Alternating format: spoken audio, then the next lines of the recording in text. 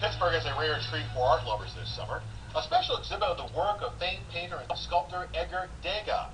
But Action News Investigates has learned Degas never actually completed some of the works displayed here to have his name attached to them. All right, so Pittsburgh's Action News 4 investigator Paul Van Osdol is live right now in Point Breeze, where this exhibit, Paul, is causing a bit of controversy tonight. It is, Wendy. You know, there's been a war of words over this exhibit as it has toured the country, and now the battleground is Pittsburgh, specifically right here at the Frick Museum.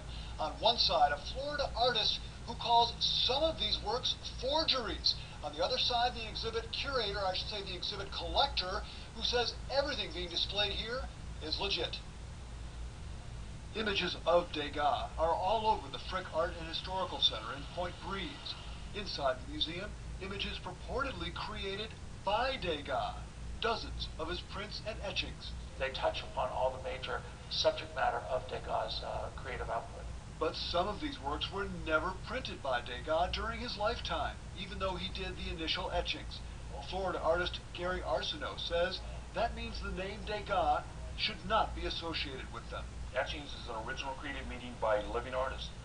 And when Degas died, as tragic as it was, his career as an artist ended. Look closely at some of the prints and you can see lines drawn across them. Collector Robert Flynn Johnson says the lines show Degas canceled the plates before the prints were made. After he died, the man who bought the plates created the prints. Does that somehow compromise that work?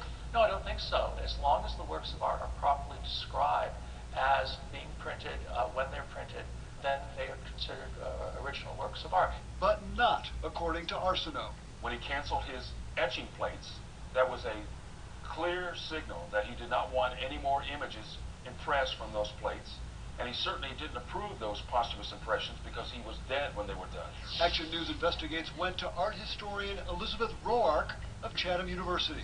Prints that are printed by other people, particularly printed after the death of the artist, are called restrikes and are viewed as somewhat suspect because they don't have the artist's final okay. But she said Degas probably expected the plates to be printed after his death. The Frick's curator said they are open about the fact that Degas never printed the works. Every single label says print from the canceled plate. Still, Roark said the exhibit could be even more transparent. Do you think most people assume that these are works Degas actually completed during his lifetime? I think that's probably the general assumption. That's not the case. Not in this case, no. I can see people leaving the exhibitions with some questions. There are also questions about this sculpture. It turns out Degas never actually bronzed this or other sculptures that he is so famous for. That happened after he died. The bronzes that the public vastly sees in museums and cultural institutions are copies of copies of copies of reconstructed altered models.